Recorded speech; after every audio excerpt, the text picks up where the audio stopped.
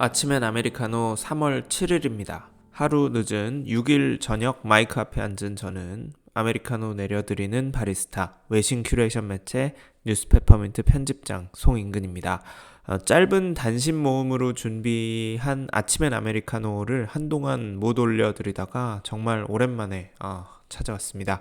지난 주말 올려드린 일론 머스크 이야기처럼 긴 에피소드도 장점이 있지만 아침엔 아메리카노를 시작한 취지가 원래는 이제 짧은 이야기를 자주 일주일에 서너 편 전해드리자는 거였으니까 굵직굵직한 뉴스가 계속 쌓이는 만큼 오늘은 진짜 아침엔 아메리카노 명맥이 끊기지 않게 의지를 가지고 얼른 에피소드를 만들자 라고 생각을 했는데 자꾸 이런저런 일이 생겨서 작업을 마무리를 못 짓고 미루다 보니 결국 또 한편의 주말판을 올리는 모양새가 되고 말긴 했습니다.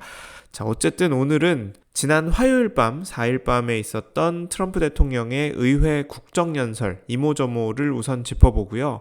마찬가지로 이번 주에 끝내 발효된 트럼프의 관세 한 달간 유예기간 끝에 예정대로 캐나다와 멕시코, 중국을 향해 부과한 관세와 세 나라의 보복 관세 움직임, 그리고 시장의 반응에 이어 조금 전에 다시 그 관세를 캐나다, 멕시코를 상대로는 유예하기로 한 또 트럼프의 발표까지 이 롤러코스터 같은 관세 이야기를 해보고요. 그리고 마지막으로 지난주 일요일에 있었죠. 아카데미 시상식에서 가장 인상적이었던 수상소감 연설을 소개하고 마무리하도록 하겠습니다.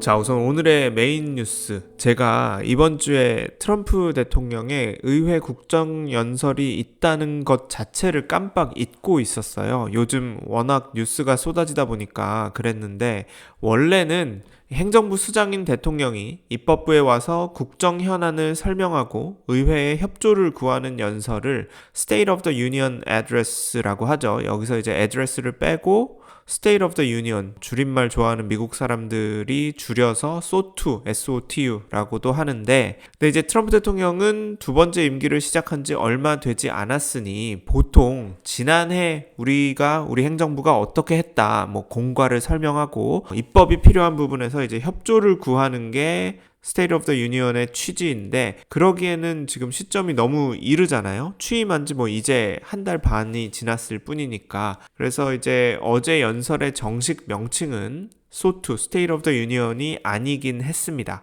State of the Union을 보통 연초에 하다 보니 연두교서라고 옮기기도 하는데 저도 그렇게 여러 번 옮겨왔고요. 생각해보면 그런데 사실 교서는 왕이나 황제 또는 로마 가톨릭 교회의 교황이 신민, 신자들에게 가르침을 담아 내리던 문서라는 뜻이니까 이걸 교서라고 옮기는 게 정확한지는 모르겠습니다.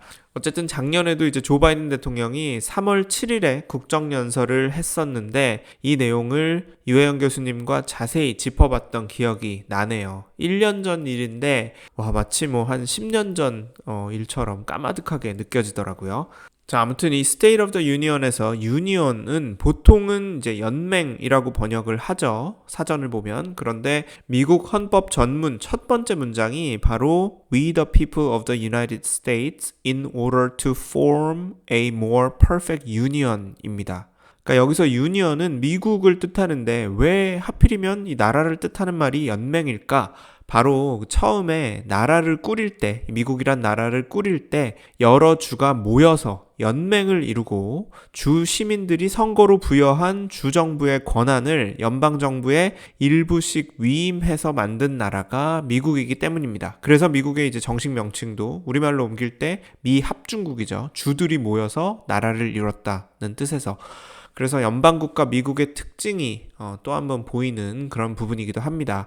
헌법에는 from time to time, 그러니까 때때로 대통령이 의회에 나라 돌아가는 상황을 보고해야 한다라고 써 있는데 얼마나 자주 어떤 식으로 이걸 보고해야 하는지 그 내용은 명시되어 있지 않습니다. 그래도 역대 대통령들은 보통 매년 초 1월이나 2월에 이 Annual Message to Congress를 보냈는데 1934년 루즈벨트 대통령부터 이 Annual Message to Congress on the State of the Union 이라는 표현을 썼다고 해요. 그래서 State of the Union 이라는 표현이 이때부터 이제 굳어졌고 1947년 해리 트루먼 대통령이 국정연설을 TV로 중계한 뒤 매년 그 연설이 TV로 이제 생중계되는 관행이 또 생겼다고 합니다. 사실 지난 화요일 밤 연설의 명칭이 정식 명칭이 State of the Union이 아니었다. 그냥 국정연설이었다는 말씀을 드렸는데 거기에는 사실 또 다른 이유가 있었습니다.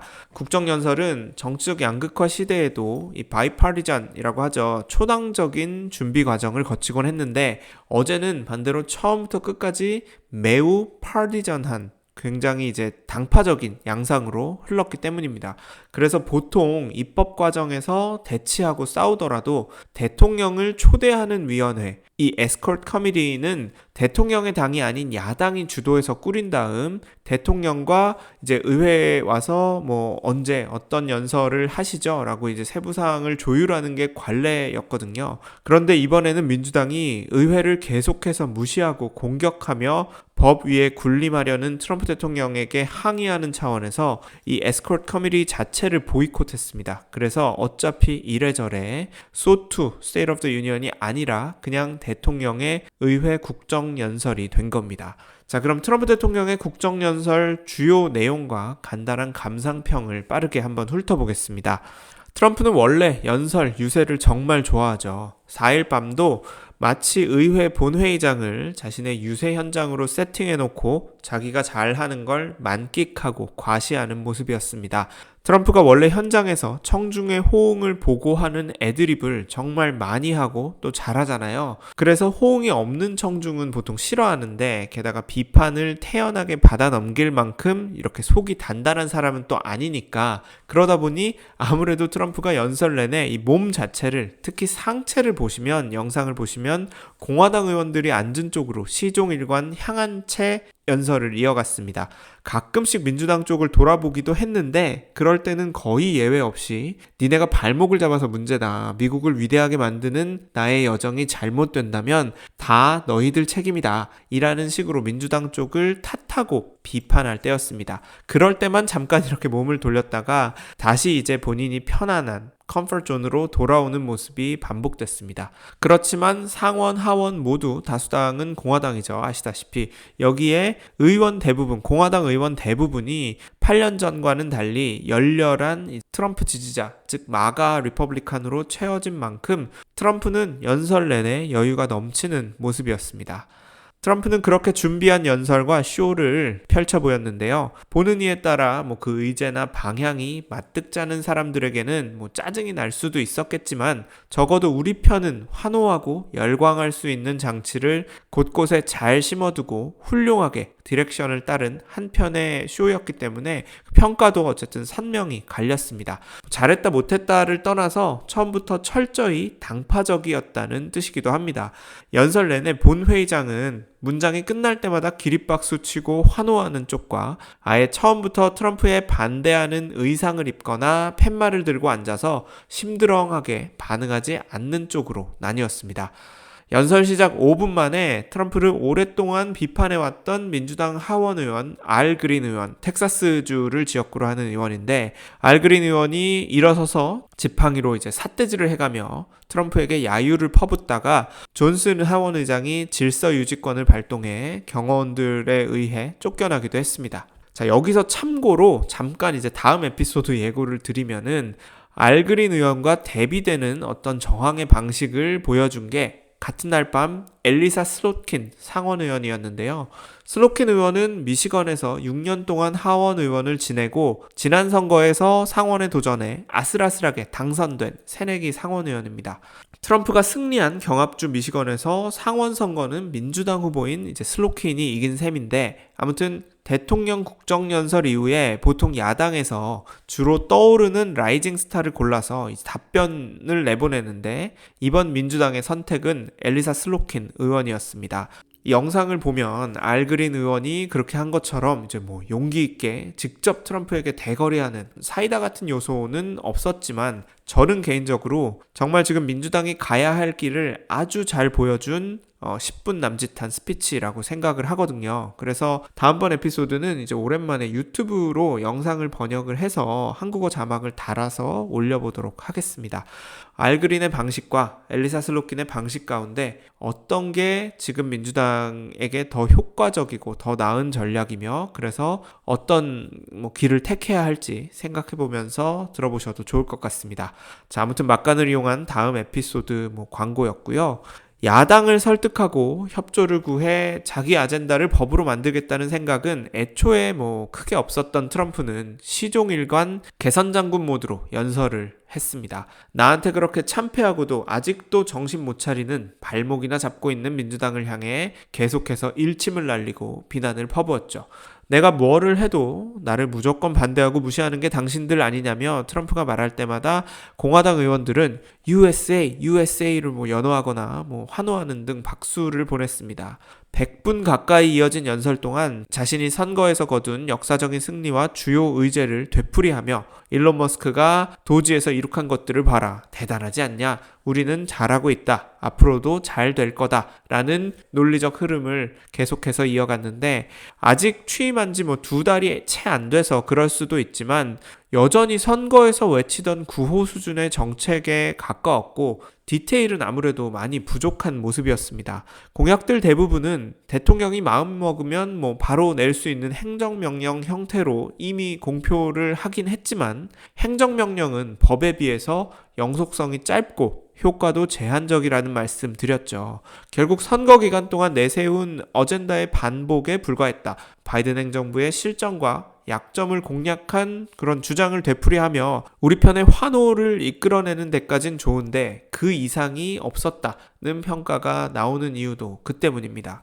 이미 여러 차례 자주 들으셔서 익숙해지셨겠지만 트럼프의 어젠다가 무엇이었는지를 한번 또 볼까요? 대통령의 국정연설에는 사실 아무나 초대받지 못하죠. 철저히 준비된 대본에 따라 요소요소에 대통령의 의제를 적절히 홍보할 수 있는 사람들을 앉혀놓는데 그 초대받은 사람들의 면면을 보면 트럼프 행정부가 지금 어디에 신경을 쓰고 있는지 보여주고 싶은 성과가 무엇인지를 미루어 짐작할 수 있습니다. 트럼프는 우선 문화전쟁, 워크, 깨어있는 진보 진영을 향한 비난으로 포문을 열었습니다. 성소수자, 그 중에도 특히 트랜스젠더를 향한 공격을 이날도 이어갔는데 트랜스젠더 배구 선수가 날린 스파이크에 얼굴을 정통으로 맞아 이제 뇌에 손상을 입은 여자 배구 선수를 초대해서 소개를 하면서 트랜스젠더 운동선수를 여자부에 계속 두고 있는 학교가 있다면 자기가 직접 연방정부에서 지원하는 교부금을 다 끊어버리겠다고 공표했습니다.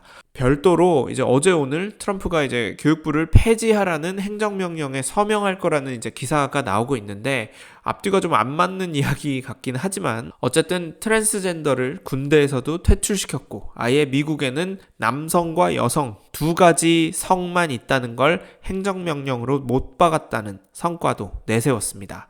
이어서 정부 예산이 허투루 낭비되는 걸 막고 급진 좌파 어젠다에 혈세를 가져다 쓰는 일을 막기 위해 신설한 정부 효율부 도지와 일론 머스크를 추켜 세우며 모두의 기립박수를 이끌어냈습니다. 정확히 말하면 당연히 모두가 아니죠. 공화당 의원들은 환호성을 보냈고 민주당 의원들은 앉아서 머스크에 반대하는 구호가 적힌 팻말을 들었는데 머스크 스틸즈라고 쓴 팻말이었습니다. 나라 곳간을 머스크가 다 훔쳐간다. 그런 뜻일 텐데 특히 재무부의 모든 세입 세출 장부에 이 도지, 정부 효율부가 접근할 수 있게 해준 건 심각한 범죄라는 주장을 압축한 구호라고 할 수 있겠습니다.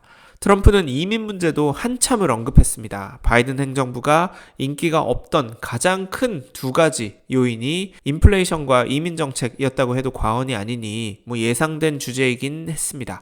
트럼프 대통령은 불법 이민자에게 살해당한 미국인 희생자 유족들을 여러 명 불러놓고 바이든 행정부를 맹렬히 비난했습니다. 국경을 훤히 개방한 바이든 때문에 무고한 미국인이 희생당했다. 내가 대통령으로 있는 한 절대 이런 일은 다시 없을 거라는 레토릭이었습니다. 국경지역 보안관과 순직한 경찰관을 부를 때도 범인이 불법 이민자였다는 점을 부각하기 위한 사례들을 세심하게 골라 배치했습니다. 트럼프는 또 자신이 멕시코를 압박해 불법 이민자뿐 아니라 이 펜타닐, 마약의 유입도 대폭 줄였다며 최근에 멕시코가 미국 마약 단속국이 쫓던 마약왕을 포함한 범죄자 29명을 미국에 인도한 사실을 자랑스럽게 말하기도 했습니다. 멕시코를 사실 가장 효과적으로 압박한 건 다른 무엇보다도 관세였는데요. 관세 이야기는 다음 꼭지에서 자세히 다루도록 하겠습니다. 사실 2주 초에 발표했다가 오늘 다시 철회한 이 관세는 한국을 직접 겨냥한 건 아니라 우리가 받는 영향은 덜하긴 하지만 국정연설 중에도 한국이 한 차례 언급되기도 했습니다. 관세와 관련한 부분이긴 했어요. 이 캐나다, 멕시코, 중국을 향한 관세 말고 다음 달 2일부터 발효하겠다고 공표한 바 있는 이 상호 관세, 맞춤형 관세, 이 reciprocal tariff에 관한 언급 중에 동맹이라는 나라들이 실은 미국으로부터 막대한 부를 빼간다는 비판의 사례로 한국이 미국보다 4배나 더 높은 관세를 미국에 매기고 있다는 말을 트럼프가 했습니다. 사실 이 4배가 어떻게 계산된 건지는 정확히 알 수 없습니다. 로이터 등 이제 언론들의 분석 기사를 보면 다른 나라가 미국에 높은 관세를 매겨 이득을 취하고 있다는 트럼프의 이 소위 불공정 무역 관련 주장은 사실과 거리가 멀고 다분히 과장됐다고 하는데 현재 한국만 해도 아시다시피 미국과 FTA 자유무역 협정을 맺고 있잖아요. 협정에서 이제 예외가 인정된 일부 품목이 있을 테고 그래서 현재 한국이 미국산 수입품에 매기는 관세율이라는 게 나올 텐데 이걸 계산해 보면 0.79%에 불과하다고 해요. 사실상 뭐 관세를 거의 안 매기고 있는 거죠. 그런데 그래도 이 0.79%라는 관세가 있는데 미국의 관세율은 그럼 그 4분의 1인 0.2% 정도라는 건지 그래서 뭐 그걸 다시 협상해야 한다고 지금 말을 한 건지 그렇다면 뭐 이를 한국 측에 뭐 이미 통보는 했는지 아니면 그냥 하는 말인지 뭐 이거 도저히 알 수가 없었습니다. 사실 또 왜냐면 트럼프가 명목상 관세뿐만 아니라 각종 비관세 장벽에도 트집을 잡아서 이를 관세로 맞받아치겠다고 으름장을 오랫동안 놓아왔거든요. 그러니까 미국 기준에서 대한국 무역 적자 폭이 줄면 트럼프는 그럼 만족할지 뭐 조선업에서 한국이 미국에 투자하고 협력을 하면 뭐 다른 분야, 다른 산업에서 뭐 좀 편의를 봐주겠다는 건지 어쨌든 또 알루미늄과 철강 관세 25%는 모든 나라에 예외 없이 적용한다는 사실을 거듭 밝혀온 트럼프 대통령인데 그래서 실무진과 협상을 할 때 우리는 대체 어떻게 해야 할지 이래저래 난감한 상황인데 이런 와중에 밑도 끝도 없이 한국이 미국보다 4배나 더 높은 관세를 매기고 있다는 소리를 듣고 나니까 우리가 그런가? 뭐 싶은 그런 생각이 들었습니다. 자, 그리고 좀 이제 깜짝 쇼이긴 하지만 그래도 마음이 따뜻해지는 장면도 연설 중에 여러 장면이 있었습니다.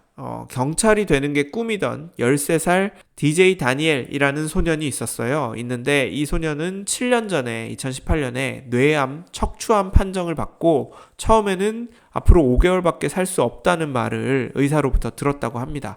그런데 이제 굳세게 살아남아서 계속 치료를 받고 있는 그런 소년인데 이 아들의 꿈을 이루어주려고 아빠가 전국 경찰서를 돌면서 뭐 소아암에 대한 지원을 촉구하고 아들을 명예 경찰로 임명해주는 일종의 퀘스트를 벌이고 있었다고 해요.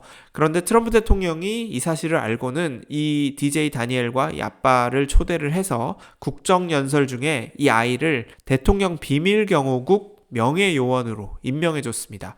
처음에는 이제 어안이 벙벙한 표정을 짓던 이 DJ 다니엘은 비밀경호국장 션 커런이 배지를 달아주고 이제 명예요원증을 주자 정말 기뻐했습니다. 참고로 이제 션 커런은 지난해 7월 13일이죠. 펜실베니아 버틀러에서 트럼프 대통령 당시 이제 후보가 총격을 받았을 때 트럼프를 직접 감싸 안았던 경호요원으로 이후 트럼프가 경호국장으로 초고속 승진시킨 인물입니다. 나를 구해준 건 하나님이라고 믿는다 라고 하면서도 논공행상은 확실한 트럼프입니다. 자, 또 4대째 이제 군경 집안이며 육사에 진학해서 군인이 되는 게 꿈인 고등학생 소년에게 짠, 사실 육사에 내가 다 얘기해놨어. 너 합격이야 라고 이제 특채로 깜짝 합격했다는 소식을 전하기도 했고요. 또 휴스턴 근교에 살다가 불법 이민자에게 살해당한 12살 어린이가 원래 동물을 정말 좋아했다는 이야기를 들었다면서 휴스턴 근처에 있는 자연보호 구역의 이름을 그 아이의 이름을 따서 바꾸기로 했다는 어떤 그런 행정명령에 서명을 하기도 했고요. 아무튼 트럼프는 전반적으로 자기 정책을 꾸준히 홍보하며 민주당을 향해서는 시종일관 일침을 날렸습니다. 그런데 과연 내년 국정연설도 이런 톤으로 할 수 있게 될지가 문득 궁금해졌습니다. 내년에는 이제 진짜 민주당을 탓하기에는 이제 대통령도 의회도 모두 자기 자신 아니면 자기 사람들인데 미국의 문제를 그때 가서도 지적을 하면은 일종의 누워서 침 뱉기가 될 테니까요. 사실 정책이 뿌리를 내리려면 법을 제정해 발효하는 게 가장 확실한 방법입니다.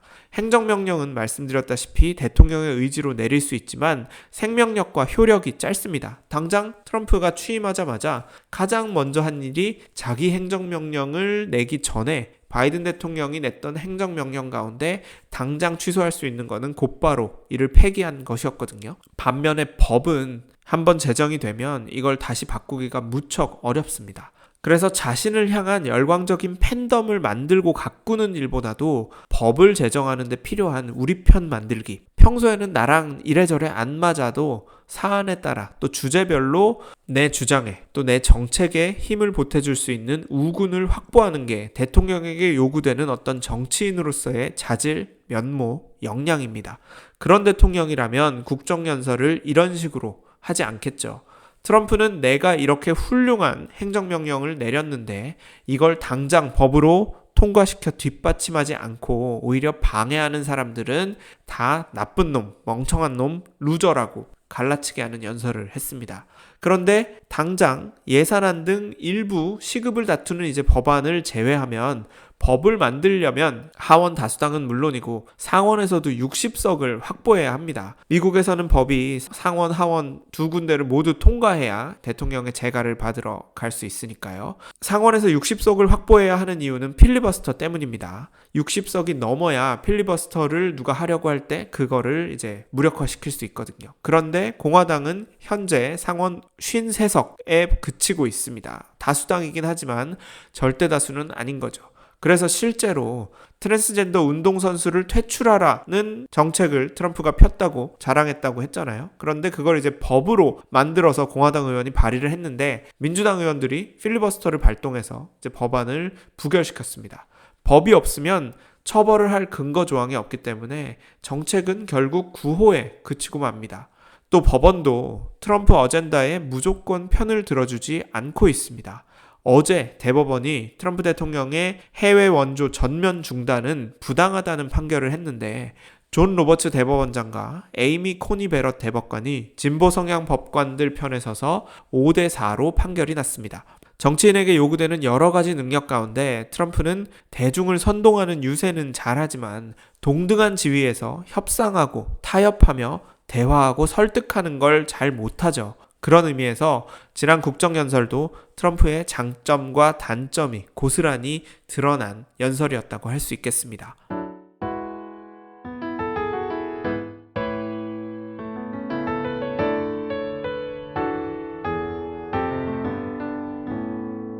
자, 두 번째 소식인 관세 이야기를 하기에 앞서 사실 관세를 빼고 트럼프의 외교 정책, 즉 우크라이나와 러시아 전쟁을 자기가 끝낸다는 확신에 찬 행보나 파나마 운하, 그린란드에 대한 언급도 사실 국정연설에서 어쩌면 세간의 주목을 가장 많이 끈 부분이었는데요. 제가 그 얘기를 쏙 빼고 국정연설 이야기를 한 건 원래 사실 지난주 금요일이죠. 그러니까 2월 28일에 백악관에서 있었던 일을 따로 떼어서 주말판으로 에피소드를 만들어야겠다 생각을 하고 있었기 때문입니다.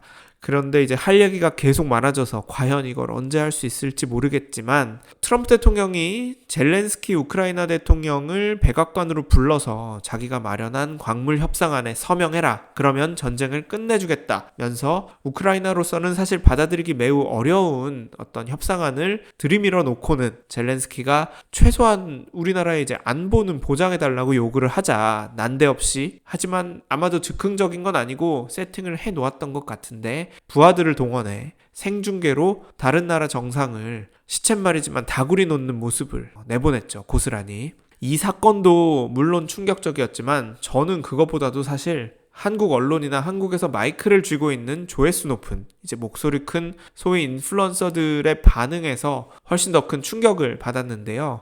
트럼프의 정말 조폭이나 다름없는 모습을 보면서 이거를 힘을 앞세운 협상의 기술이라며 칭송하고 조리돌림 당하는 와중에도 위엄을 지킨 젤렌스키를 오히려 비아냥대면서 같이 조롱하는 사람들을 보면서 정말 저는 이제 머리가 많이 어지러워졌어요. 그때부터 이제 이 어수선해진 이 마음을 아직도 다 수습을 못하고 있는데, 어쨌든 지난 4일 그 국정연설에서 트럼프 대통령이 한 말 가운데 유일한 뉴스가 있다면, 그러니까 그 전까지는 알려지지 않았던 소식이 있다면 젤렌스키 대통령이 평화협상 테이블에 다시 앉겠다고 편지를 보냈다, 나한테 편지를 보냈다고 말한 장면인데요. 그러면서도 확실히 한 건 자기가 짠 판에 젤렌스키가 무릎을 꿇고 들어왔다는 인상을 계속해서 준 것이고, 오늘 그러니까 6일 유럽연합 정상들과 만난 젤렌스키 대통령이 사우디아라비아에서 미국이 주도로 진행하는 평화협상에 대표단을 보내겠다고 말을 하긴 했습니다만, 미국에 다시 와서 광물 협상안에 서명을 할 것인지 안보 보장 요구에는 진척이 있는지에 관해서는 아직 별다른 말이 나오고 있지 않아요. 그래서 물밑에서 이제 미국과 우크라이나 사이에 협상이 재개됐다면 다행이지만, 공식적인 진전이 아무래도 발표되지 않는 건 역시 일주일 전에 백악관에서 서로 이제 대치했던 그 이슈가 아직 풀리지 않았기 때문이 아닐까 싶습니다. 그래서 어쨌든 미국이 이런 외교 정책, 그러니까 동맹도 우방도 친구 그런 거 다 없다, 필요 없다, 그동안 우리가 씌워준 우산 덕분에 비 안 맞고 편하게 살던 너희들 앞으로 우리한테 똑바로 조공 제대로 바쳐라,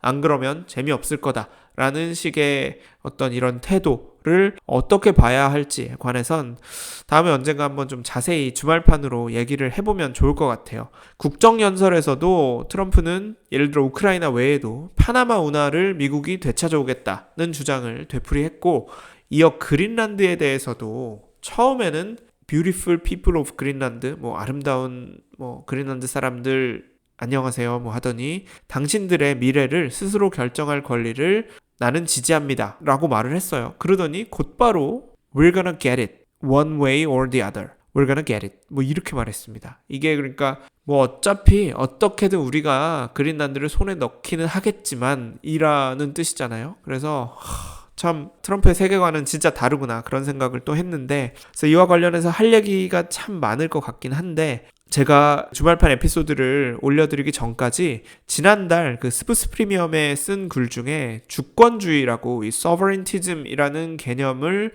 소개한 칼럼을 번역한 글이 있고, 그에 대해서 또 제가 해설을 단 글도 있거든요. 그 번역과 해설을 읽어보시면 지금 트럼프의 외교 정책을 이해하는데 많은 도움이 될 것 같아요. 그래서 제가 그 링크도 남겨놓도록 하겠고, 그 다음에 아무래도 그때 썼던 글과 주장을 많이 소개하면서 이 주말판을 또 한번 언젠가 만들어 볼 테니까 참고해 주시면 좋겠습니다.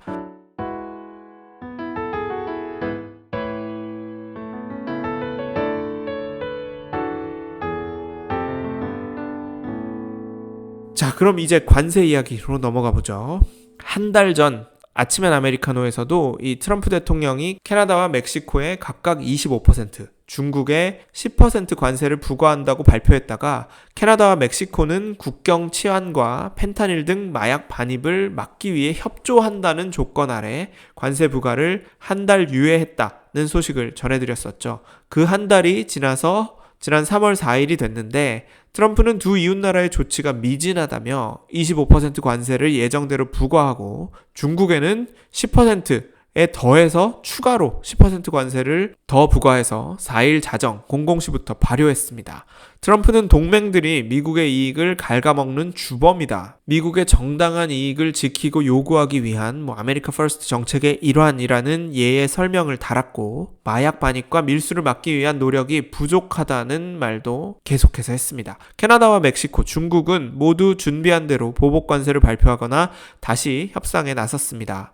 특히 캐나다는 전면적인 무역 전쟁도 불사할 것처럼 나서고 있고, 멕시코는 트럼프도 국정연설에서 자랑스럽게 말한 것처럼 마약 단속을 대대적으로 강화해 펜타닐 생산과 유통 자체를 크게 줄이는 등 할 수 있는 많은 걸 했는데도 관세가 예정대로 부과되자 당혹스러운 모습입니다. 중국은 준비해온 대로 닭고기나 옥수수 등 미국산 농산물에 보복 관세를 매기고 미국 기업 15곳에 중국과 거래 금지령을 내렸습니다.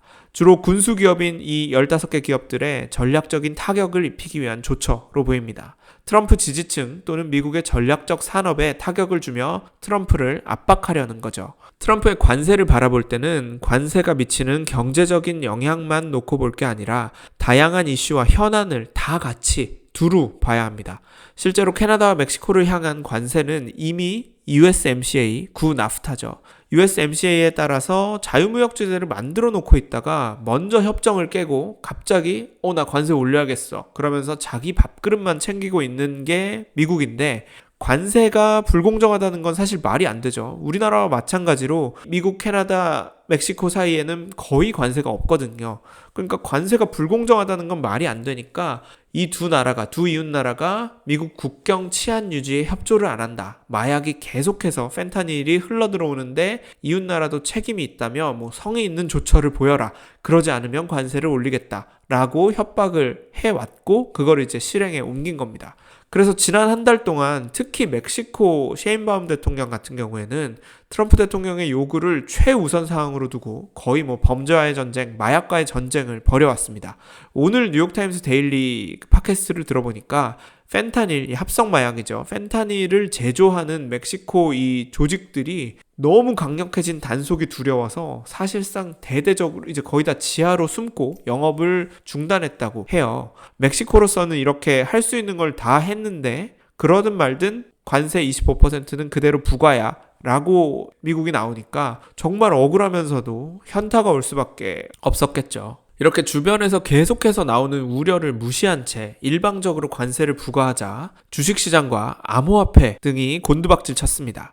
캐나다나 멕시코가 더 큰 타격을 물론 받겠지만 이 나라에서 미국에 보복관세를 매기면 미국도 당연히 물가가 오르고 자칫 경기 침체에 진입할 수도 있다는 경고의 목소리가 있었죠. 특히 트럼프는 일기 때를 돌아보면 주식시장을 자신의 경제 성적표로 여기는 경향이 있습니다. 그런데 관세를 실제로 부과할 때마다 주가가 자꾸 곤두박질 치니까 트럼프도 아마 속으로는 조바심이 났을 겁니다. 그리고 여기서부터는 3월 6일 이제 오후에 업데이트된 따끈따끈한 소식인데요. 그래서일까요? 앞서 어제 이제 GM과 포드, 스텔란티스 등 자동차 업체들의 아마도 끈질긴 설득을 들은 뒤에 자동차 관세는 유예한다고 발표했던 트럼프 대통령이 오늘 오후 몇 시간 전에 셰인바움 멕시코 대통령과 장시간 통화 끝에 멕시코에 부과한 관세도 한 달 더 유예한다고 발표했고 이어 캐나다에 대한 관세도 또 유예한다고 했습니다. 그러니까 결국 USMCA, 그러니까 이 북미 자유무역지대 협정으로 다시 돌아간 거예요. 일단은. 그래서 또 한 번의 이제 롤러코스터를 타고 내려온 느낌인데 트럼프 대통령이 자꾸 이런 식으로 나오면 진짜 양치기 소년이 돼서 미국이 국제사회에서 점점 더 고립될 수도 있습니다. 물론 미국이 왕따가 된다는 건 적절한 표현이 아닐 거예요. 미국이 왕따가 되는 건 불가능합니다. 지금 지구상에서 세상을 왕따시킬 수 있는 유일한 나라가 있다면 그게 미국일 테니까요. 하지만 캐나다나 멕시코처럼 미국과 지리적으로 또 정서적으로 가장 가까운 이웃이자 친구, 우방이었던 나라들을 대통령이 기분에 따라 이런 식으로 들었다 놨다 하면 이 나라들도 무역 파트너를 최대한 더 많이 다변화하고 다른 나라하고도 전략적인 관계를 좀 더 진지하게 맺으려고 할 겁니다. 그 유력한 후보 중 하나는 중국이 될 테고요. 트럼프가 여기저기 찔러대는 많은 나라들이 진짜 미국 자꾸 이러는 거 지긋지긋하네. 다른 대안 어디 없나? 라고 찾는 순간을 어쩌면 중국은 기다리고 있을지도 모릅니다. 조금 다른 맥락이지만 우크라이나를 면전에서 이렇게 퇴짜 놓으며 내치는 트럼프의 모습을 보고 유럽연합은 방위비 증액에 나서기로 했습니다.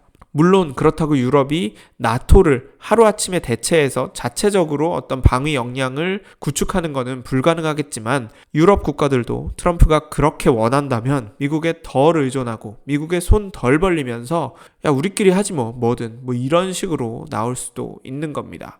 트럼프는 예상한 일이라고 대수롭지 않게 여기며 내 한마디 한마디에 세상이 움찔움찔 하는구나 이렇게 반응하는 거를 속으로는 즐길 수도 있겠지만 자꾸 이런 식으로 관세 부과했다가 또 철회했다가 한 달 뒤에 또 같은 패턴을 반복하면 진짜 협상력이 떨어지는 거를 자신의 말의 무게가 떨어지는 거를 감수해야 할 수도 있습니다.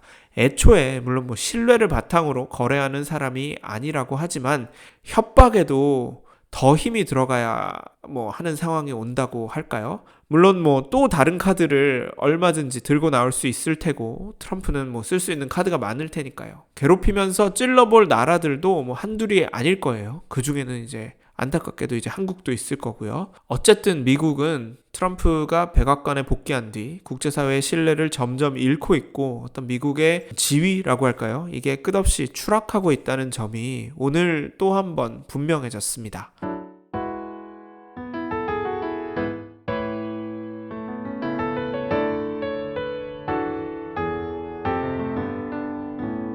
자, 마지막으로 지난 주말 97회 아카데미 시상식이 있었죠. 제가 물론 이제 영화는 정말 문외한이에요. 그래서 평소 애정하는 팟캐스트 필름클럽에서 이제 소개한 영화의 반이라도 챙겨보자는 다짐을 몇 년째 지키지 못하고 있긴 한데 아무튼 영화 이야기를 하려는 건 아니고 이 정치, 특히 국제정치와 관련해서 눈길이 간 영화와 수상소감이 있어서 아카데미 이야기를 잠깐 해보려고 합니다. 바로 다큐멘터리 부문 최우수 작품상을 수상한 노 아더 랜드의 감독들이 무대 위에서 말한 수상 소감인데요. 이거를 오디오 클립과 함께 번역했습니다.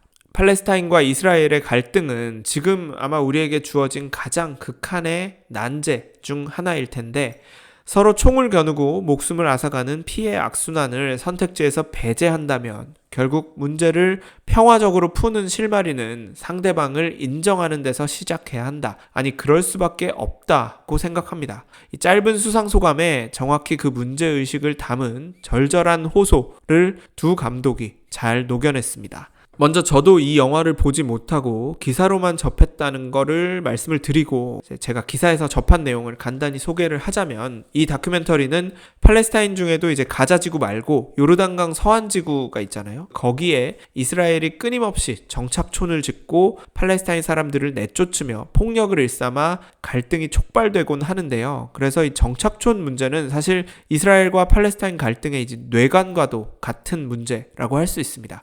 이 서안지구 에서 이스라엘의 팔레스타인 주택 철거에 맞서 싸우는 활동가들의 이야기를 다룬 영화가 노 아더 랜드입니다. 우리말로 번역하면 갈 곳이 없다 정도가 되겠죠.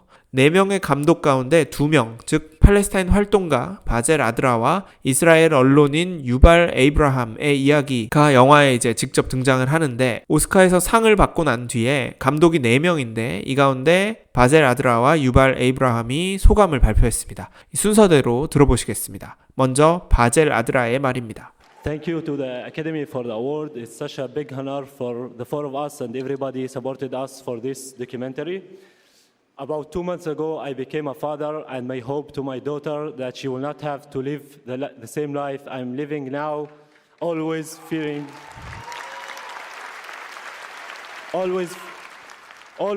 settlers' violence, home demolitions, and forest spill displacements that my community, Masafir Yatta, is living and facing every day under the Israeli occupation.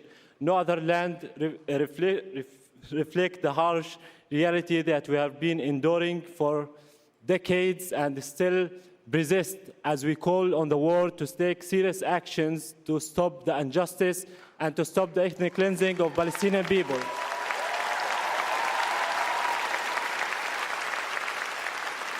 자, 번역해보면 이런 말이에요. 아카데미에 먼저 감사드립니다. 저희 4명의 감독과 저희 영화를 지지해준 모든 분들에게 큰 영광입니다. 약 2달 전에 저는 딸아이의 아빠가 됐습니다. 제 작은 희망은 우리 딸은 저와 같은 삶을 살지 않았으면, 저보다 나은 삶을 살았으면 하는 겁니다.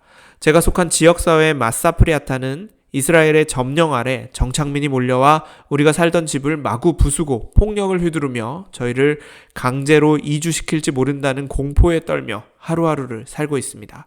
노 아더랜드는 우리가 수십 년 동안 겪어야 했던, 지금도 겪고 있는 참혹한 현실을 담아낸 영화입니다. 우리는 작품을 통해 이 세상에 정의롭지 못한 폭력을 멈추고 팔레스타인 사람들에 대한 인종 청소를 당장 멈출 수 있도록 즉각 행동에 나서달라고 촉구하는 바입니다. 이스라엘과 팔레스타인 관계에서 아무래도 가해자는 이스라엘, 피해자는 팔레스타인이라고 할 수 있죠. 특히 이 영화는 2023년 10월 7일 하마스가 테러 공격을 감행하기 전에 촬영과 편집 등 제작을 마친 영화라 그렇기도 하고, 구조적으로 보면 어쨌든 팔레스타인을 지도에서 지워내고 밀어내고 있는 건 미국을 등에 업은 이스라엘이니까요. 이를 막으려면 바젤 아드라처럼 팔레스타인 사람들의 저항도 물론 중요하겠지만 어쩌면 이스라엘 내부의 양심 있는 세력들이 목소리를 더 많이 내야 합니다. 네타냐후 같은 극우 지도자를 끌어내릴 힘이 있는 건 결국 이스라엘 시민들일 테니까요. 유발 에이브라함의 수상 소감이 어떤 면에서 더 귀하게 들렸던 것도 그 때문입니다. We made this film, Palestinians and Israelis, because together our voices are stronger. We see each other. The atrocious destruction of Gaza and its people, which must end. The Israeli hostages brutally taken in the crime of October 7th, which must be freed. When I look at Basel, I see my brother, but we are unequal. We live in a regime where I am free under civilian law, and Basel is under military laws that destroy his life and he cannot control. There is a different path, a political solution without ethnic supremacy, with national rights for both of our people. And I have to say, as I am here, the foreign policy in this country is helping to block this path. And, you know, why? Can't you see that we are intertwined? That my people can be truly safe if Basel's people are truly free and safe. There is another way. It's not too late for life, for the living. There is no other way. Thank you. Rachel Shore, Hamdan Balal, Sigal Yehuda, Close Up Initiative, Anif Abini, thank you. 팔레스타인 사람과 이스라엘 사람이 이 영화를 함께 만든 이유는 간단합니다. 우리는 함께 할 때 더 강력한 목소리를 낼 수 있고 서로 처한 상황을 똑바로 볼 수 있기 때문입니다. 가자지구와 가자지구 사람들을 향한 끔찍한 파괴와 살상은 당장 멈춰져야 합니다. 또한 지난 10월 7일 테러 공격과 전쟁 범죄로 납치된 이스라엘의 인질들도 당장 석방돼야 합니다. 제게 바젤은 이미 형제나 다름없습니다. 하지만 우리는 같지 않죠. 평등한 대우를 받지 못한다는 말입니다. 저는 민법에 따라 시민의 자유와 권리를 누리는 정권에서 살고 있습니다. 하지만 똑같은 정권이 바젤에게는 자신의 미래를 스스로 결정하지 못하게 옥죄는 군법을 적용해 전시 상황에 적군이나 포로대하듯 합니다. 대안은 분명히 있습니다. 정치적인 해결책이 있어요. 어떤 인종이 다른 인종보다 우월하다는 생각을 버리고 두 나라 사람들이 모두 권리를 누리고 공존하는 방법이 있다는 말입니다. 오늘 저는 이 자리에서 분명히 말하고 싶습니다. 지금 미국의 외교 정책은 우리가 바로 그 유일하게 평화적인 대안을 추진하지 못하게 가로막고 있습니다. 왜 이래야만 하나요? 지금 이 무대에 서 있는 저희 두 사람의 운명이 얼마나 서로 얽혀 있는지 보이지 않으시나요? 저희 사람, 그러니까 이스라엘 사람들의 안전은 바젤과 그 가족들이 진실로 자유롭고 안전하게 지낼 수 있을 때만 궁극적으로 보장되는 겁니다. 다른 길이 있다는 걸, 아직 늦지 않았다는 걸 꼭 말씀드리고 싶었습니다. 이 땅의 모든 생명과 더 나은 삶을 위한 길을 원한다면 평화적인 방법만이 유일한 길이라는 말씀을 드리고 싶습니다. 감사합니다. 자, 그래서 힘의 논리, 냉철한 현실주의를 이야기하다 보면 사람을 놓치게 되는 경우가 많습니다. 우리가 정작 더 잘 공감할 수 있는 대상은 어떤 이론이나 복잡한 구도, 권력 지형이 아니라 우리와 마찬가지로 열심히 또 소박하게 하루하루를 살아가는 사람들인데 말이죠. 사람을 시야 밖으로 밀어내고 뉴스를 보다 보면 우리는 점차 냉소적으로 변하게 되는데요. 그런 우리 모두에게 울림을 주는 수상소감이 아니었나 생각합니다. 진정한 평화는 탑다운 방식으로 오지 않습니다. 올 수가 없습니다. 권력자가 아니라 기층의 민중들이 평화와 자유를 누려야 그게 진짜 평화니까요. 이스라엘과 팔레스타인의 진짜 평화가 깃들기를 간절히 바라며 3월 7일 아침엔 아메리카노 오늘은 여기까지입니다. 들어주셔서 감사합니다.